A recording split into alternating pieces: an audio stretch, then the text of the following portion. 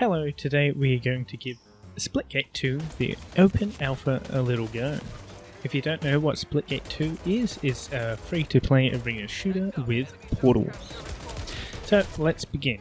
With the tutorial, it runs down the basic new mechanics of a shooter and teaching you the momentum of sliding down hills to gain momentum, and how to use portals, how to use all your hotkeys, your weapons, your abilities. Although one issue I did find with the tutorial is that if you didn't do it in the correct order, you wouldn't be able to proceed. I found this the hard way as I picked up my rocket launcher before using my smart wall ability and shooting the enemies, and I just had to do that like 5 times because I was shooting the enemies before picking up the rocket launcher and using the smart wall ability, which I guess you could say that I wasn't that smart.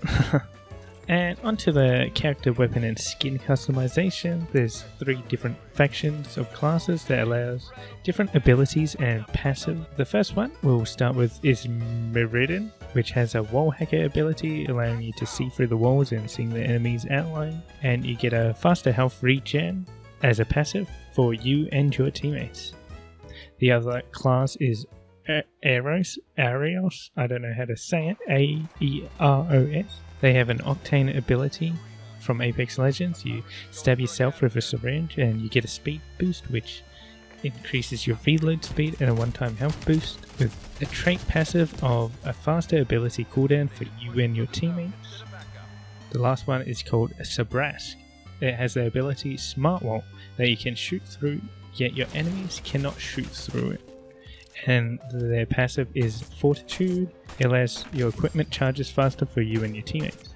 This feels like the game is trying to have at least one of each class per team for the best result. In this game, your weapons gain upgrades and they level up. The more you use them, the more you kill, the more assists you do. And this allows them to have a faster reload speed, more damage, a bigger magazine, less recoil, etc.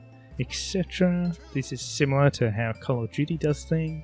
I enjoyed the power weapons, the rocket launcher feeling like the rocket launcher in Halo games, and the sniper is also feeling like Halo games, but it's a little more satisfying because it has an animation of you re-chambering the shot after every shot you take. The carbine DMR-like weapons felt very fast to shoot with, so you could like spam 3 shots to the body to secure a kill. And headshots felt a little useless in a way, because if you just spam shot, it would do a lot of damage, and it was very fast. The sidearm pistols also felt very powerful. They shot fast and were very powerful and had a lot of range for pistol and sidearm. The assault weapons lacked a bit of range. They felt a bit shorter in range compared to the pistols, and they just felt a little less powerful than the rest, even when you were up close. The shotgun I used felt like an Eva 8 from Apex Legends, so you had to shoot them like 6 times, or I guess kind of like the Bulldog in Halo Infinite, but you had to shoot them like 6 times to get a kill. I didn't try the main SMG or the burst rifle, so I'm unsure how they play out, because I stopped playing after a while and didn't level up high enough to access them.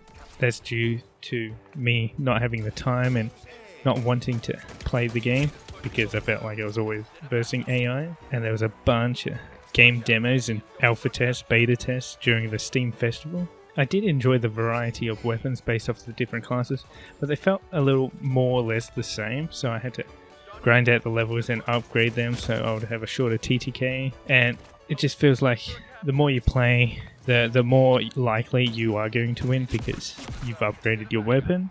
And overall, the time to kill was a bit quicker than Halo, but it was a bit slower than Call of Duty, I felt like. In this game, they do have a few amount of skin customizations, but not many. This could be because they wanted to show their game instead of their skins. The development team had an event going on where you could hunt down the devs, and if you managed to kill certain devs, you were rewarded with character skins. During this competition, they also had a couple more competitions where you were rewarded with money gift cards, like a Steam gift card or a PlayStation or whatnot, for the best video of the killing of the devs or the sickest portal kill. It was like 2 different competitions, I believe, on their Discord. This does remind me of the old Halo 3 or Halo Reach days where people would queue up in PvP and try and kill the Bungie devs to win some prizes in their Bungie vs. the World event, which does make this game feel like you're part of the community, and it feels like the devs actually care about the people who play their game because they're using their time to play with the people that play their game. Well, that is awesome. What did feel off was the AI bots that contributed in my matches, as most of my games were either full of bots or filled with half of bots, and this would be less of a problem if they felt like the Halo Infinite bots that moved like humans, but you could tell that these were obviously bots. Although Splitgate probably has a little less budget than 343 Industries, which is now named Halo Studios, but it was a bit disorientating when you see an enemy and you're shooting them and they're shooting you and they almost kill you, but you run around a corner, they start chasing you, but then they're like, wait a minute, he's behind a corner, so I'm gonna move back where I came from, not towards the enemy or the enemy that had low HP.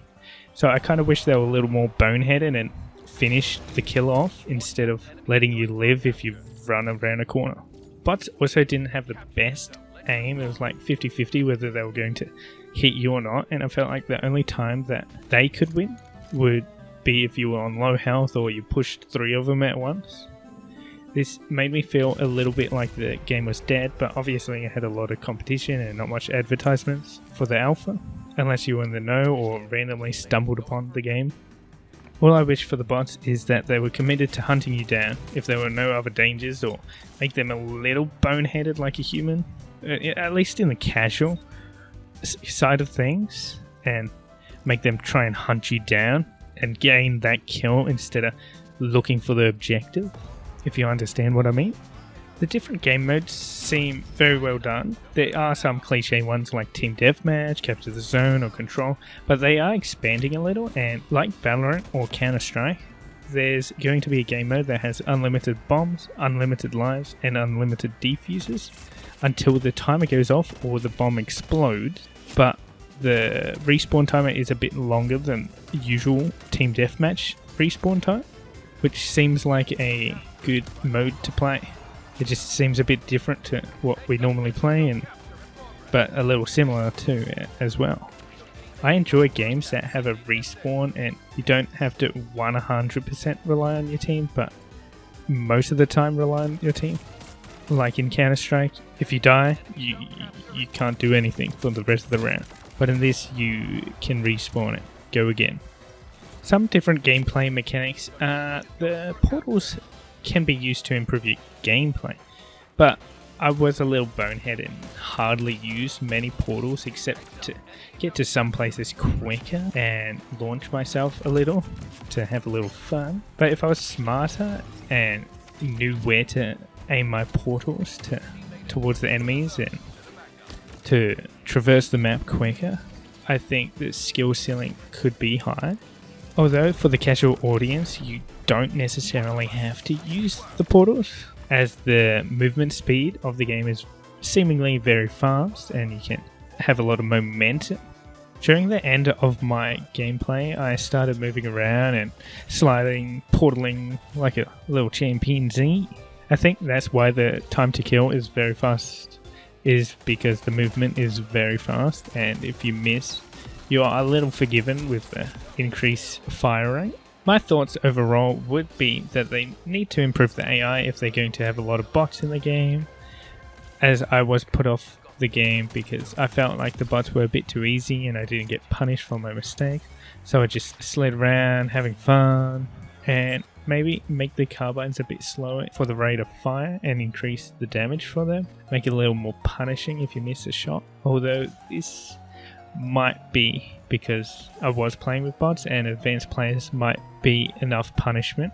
I'd say when the game comes out, give it a few hours of your time and see if you enjoy it. If you don't enjoy it, then move on to a different game. Thank you all for watching, and please leave a like if you enjoyed.